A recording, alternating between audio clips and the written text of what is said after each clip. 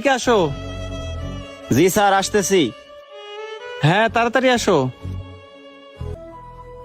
জি sir, বলেন।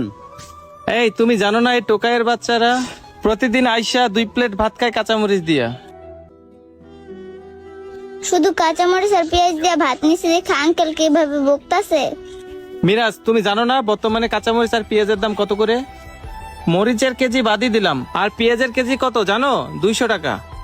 এবার কি বুঝতে পারছো মিরাজ? এখনই এই দুটারে ঘাত ধাক্কা দিয়ে হোটেল থেকে বের করে দাও। যাও, বার করো। ঠিক আছে স্যার।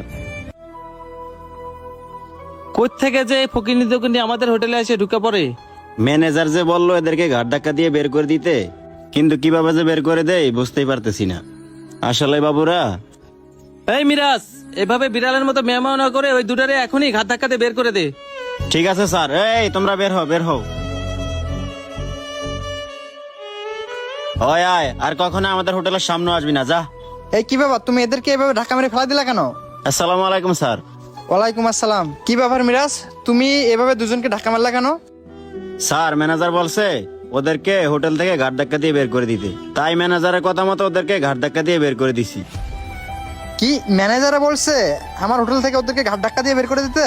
তুমি এখনই ম্যানেজারকে ডাক দাও, ডাক দাও বলছি।